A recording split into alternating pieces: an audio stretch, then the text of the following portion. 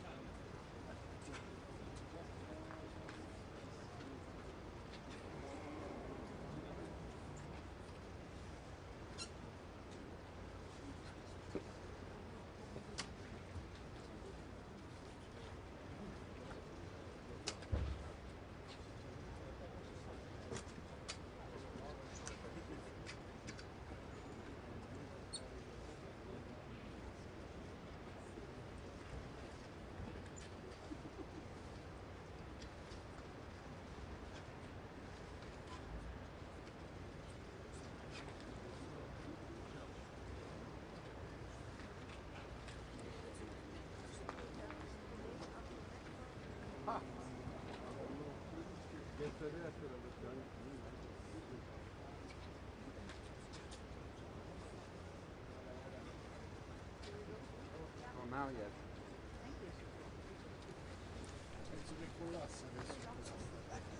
No, ma questo è leggero, leggerissimo.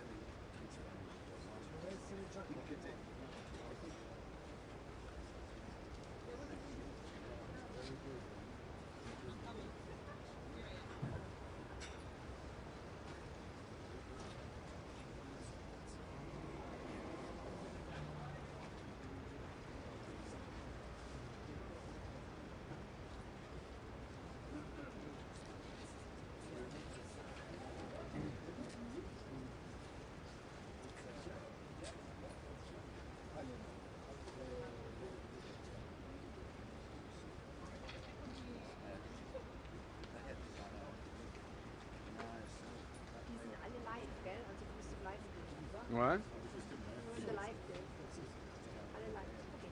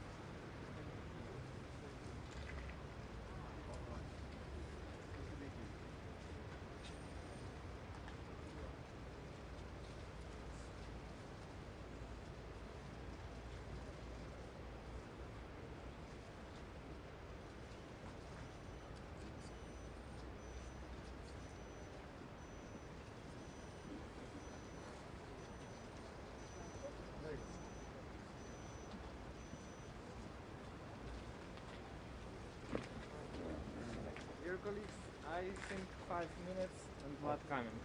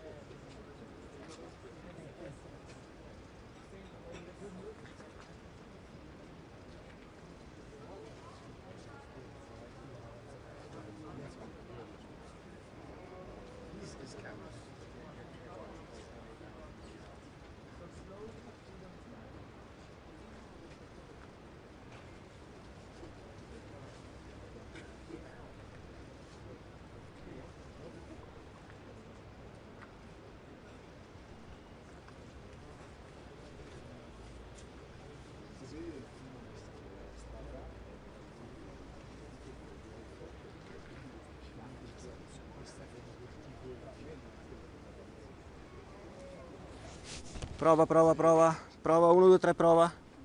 1, 2, 3, prova, prova, prova, prova, prova. Prova, grazie.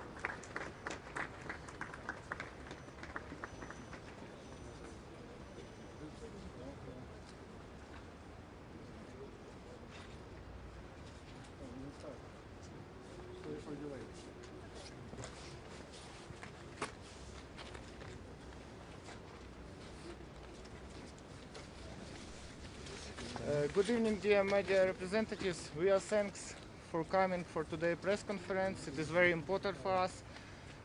It is attended by Lyudmila Panchenko, Chief de Mission of Ukrainian team, and as well Vladyslav Heraskevych, Ukrainian skeleton athletes, flag bearer of national Ukrainian team. First of all, I would like to floor for Lyudmila Panchenko, please. Шановні колеги, друзі, дякуємо, що ви підтримали нас і сьогодні приєднались з нагоди звернення, яке сьогодні опублікував Національний олімпійський комітет до Міжнародного олімпійського комітету. Dear friends, good evening. Thank you very much for coming, for support of Ukraine, and thank you for your participation at the press conference that concerns today's address of NOC of Ukraine to the International Olympic Committee. Завдяки Збройним силам України і завдяки підтримці наших керівників держави, наші спортсмени мали можливість в умовах повномасштабної війни, коли Російська Федерація вторглась в Україну, мали можливість підготуватися, пройти всі кваліфікаційні вимоги та бути представлені на 25-х зимових Олімпійських іграх. Thanks to Ukrainian army, thanks to the president and the government, our athletes went through a lot of challenges. You know what are the conditions in Ukraine, but nevertheless they gone through very tight qualification procedure, and they are here and they represent Ukraine with honor at the 25th Winter Olympic Games in Milano Cortina. Сьогодні 46 спортсменів представлені в 11 видах спорту і будуть змагатися на всіх олімпійських аренах. Today 46 Ukrainian athletes in 11 sports are competing during these Olympic Games. В умовах, коли на сьогоднішній день Україна має руйнування як цивільного, так і спортивної інфраструктури, коли гинуть люди, діти, коли на сьогоднішній день люди майже місяць знаходяться без світла, води, тепла, ми робимо все можливе для того, щоб наша країна була гідно сьогодні представлена. Today, you know what are the conditions in Ukraine, and we do our best, and our athletes do our best to be represented during Olympic Games. And you know, in Ukraine, almost a month people live without heat, without electricity, and without water. But nevertheless, we keep strong. Наш прапороносець, член національної збірної команди України зі скелетону Владислав Гераскевич, який сьогодні буде стартувати ближчими днями на Олімпійській арені по скелетону, в честь спортсменів, які брали участь в бойових діях, які загинули під час ракетних обстрілів.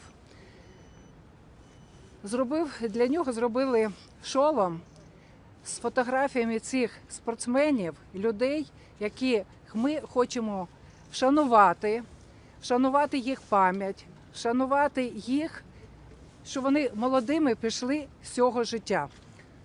And as you know, our national Ukrainian team flag bearer and skeleton athlete Vladyslav Heraskevych prepared a special helmet, memorable helmet, to pay tribute those Olympians, those sport people who died during Russian invasion in Ukraine. На шоломі не містяться, відповідно до вимог Міжнародного олімпійського комітету, ніяких рекламних направлень, політичних гасел, ніяких дискримінаційних також направлень відносно того, завдяки чому можна було б сказати, що він не відповідає вимогам. And on this helmet there are no any advertisement, no political slogans, and no race declarations that cannot be seen as not compliance to IOC rules. Сьогодні Національний олімпійський комітет і Національна збірна команда України підтримує Владислава в його прагненні в тому, що він дійсно повинен виступати в цьому шоломі. В цьому ми єдині, солідарні і незламні. Дякую. And today the National Olympic Committee and all the national Ukrainian team supports Vladyslav in his strong attempt to compete in this helmet. And in this direction we are united, we are solidar, and we are hopeful for your support. Thank you very much. Thank you. Vladyslav, please. Good evening, everyone, and I definitely want to thank you all for all the attention. It was a lot, and it means a lot for us. People now, you already heard about conditions in Ukraine, and with, let's say, like war fatigue, we understand that we had it in the world media. People feel in Ukraine sometimes to be forgotten, and it's important to remind the world what happens now in Ukraine. So, regarding updates, so I think you know better than me. Today was press conference of IOC. Yeah, and I may say, like, I disagree with this decision, because I truly believe that we didn't violate any rules. Rule 50, political propaganda, discriminational propaganda, or racial propaganda is definitely not about this helmet. Yeah, so as you see, all these athletes, they were killed, but their voice is so loud that IOC is really fear them. So yeah, I think let's start with the questions, and yeah, because it's definitely a lot of people here. So you wore it today during training. Are you planning on continuing to try to wear the helmet and even into competition? Have they told you what would happen if you attempted to do it again? These people, and I also want to remind everyone that it's like 20 people, 24 people here, but it's in total, like, it's more than 500 athletes who were killed. Also, because of their sacrifice, we are able to compete here as a team. Not only me, but whole team. Also, I truly believe that if not their sacrifice, then war could be also in Europe, because it what looks like. And it's, I think and truly believe that we are here today, we are able to enjoy the sport and enjoy Olympics. It's also because of their sacrifice. And I believe they deserve to be here today with me, and also they deserve to be with me in a competition day. So you will try to wear the helmet again, correct? Yeah, if I see betrays this athlete, I will not betray them. Please, you will wear them on Thursday for the competition. Yeah, plan is I use it all trainings. So I used it at 8s, I used it yesterday, I used it today, I will use it tomorrow, and I will use it on a race day.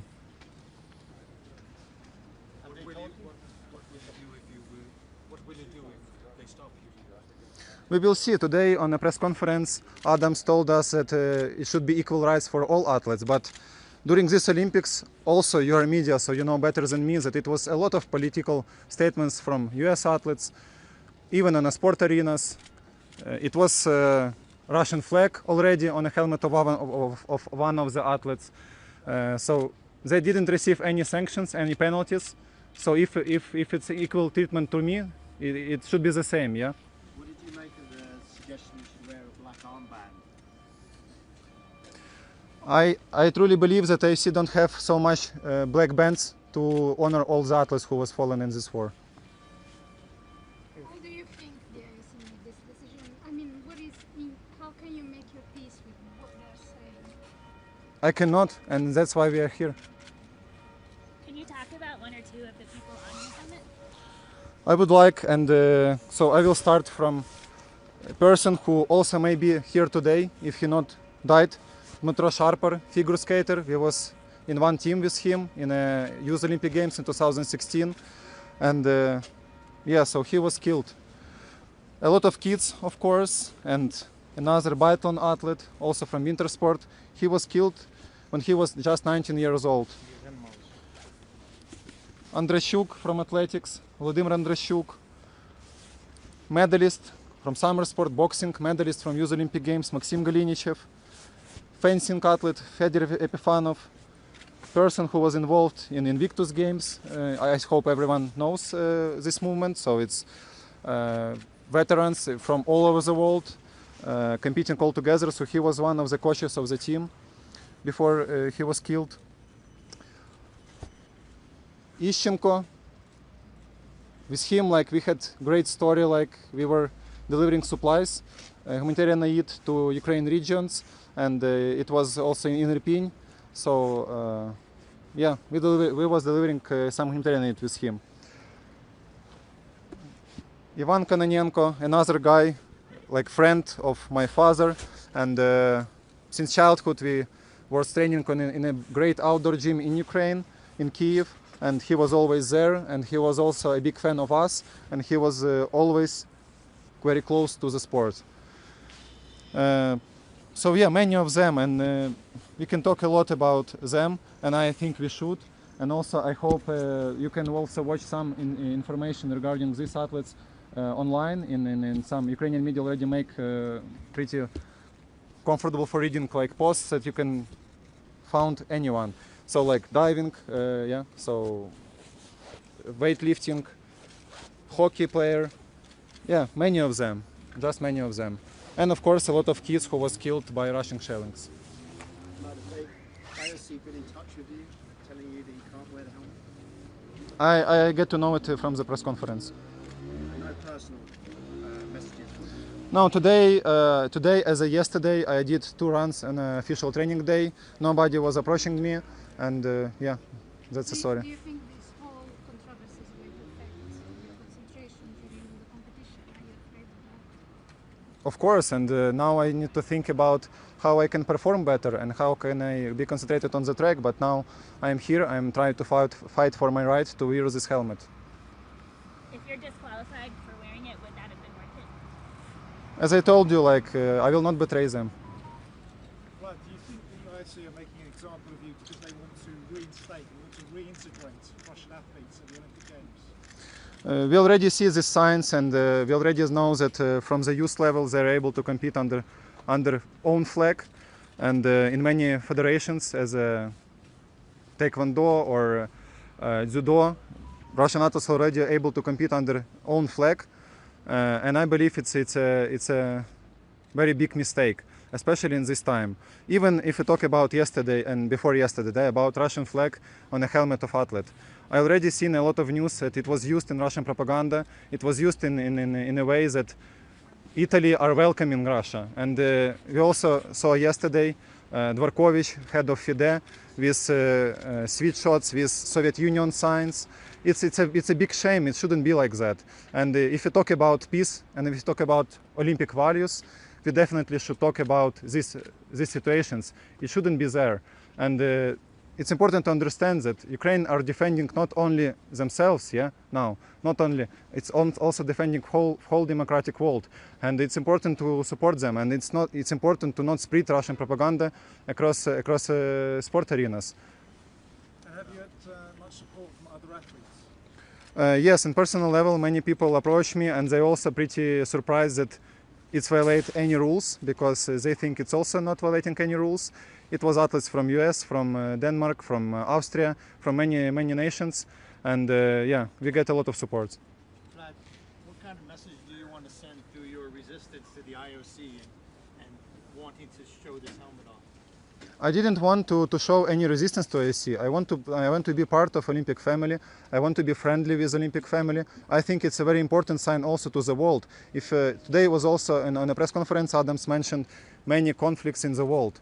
Yeah, so we should show consequences. We should show to the world that it's horrible, and we show that price of freedom, and we should stop it and help people who suffer now. That's a sign, and I believe that it's also a mission of Olympic movement. So I don't want to resist. I don't want to fight with IOC. I want to be friends with IOC because I truly love my sports. I truly love to develop this unique sport in Ukraine. I love Olympic family, I love Olympic movement, and I want people to do sports and enjoy sports and not have war in their countries.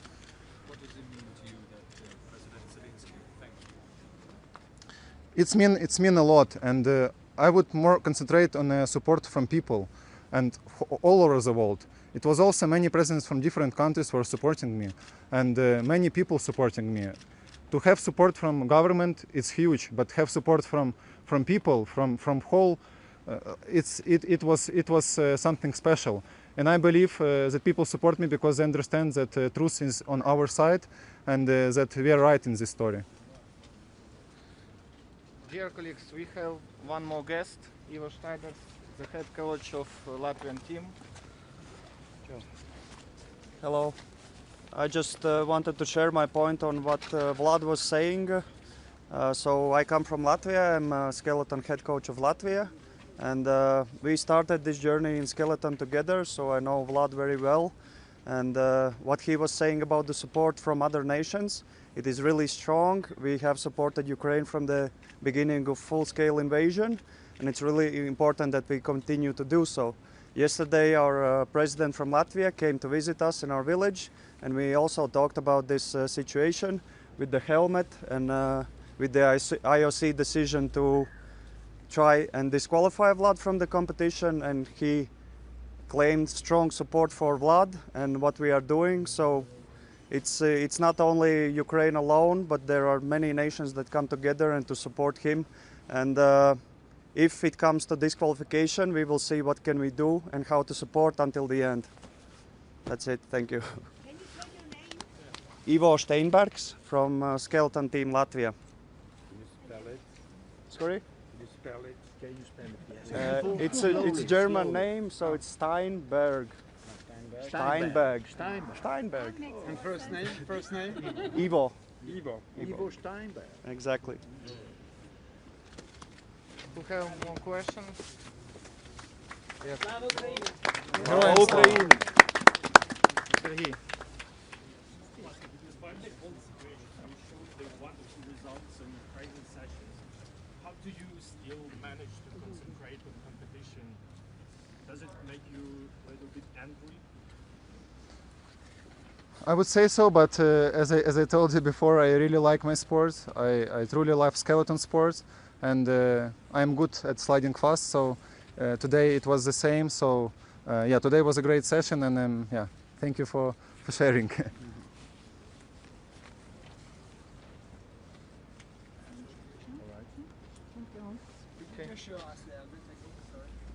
Again?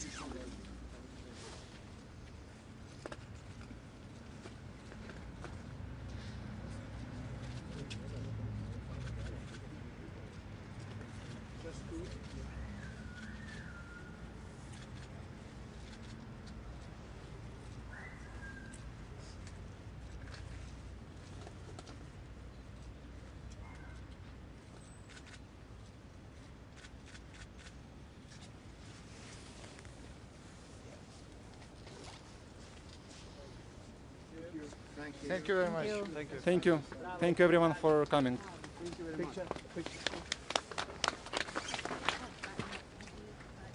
Thank you.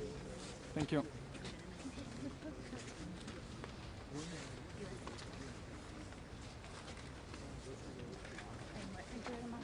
Thank you. I hope I'll get to interview you again, have a sit-down interview with them, the seniors, yeah? After your competition. Okay. Good. So first win a medal and then we do an Okay. interview.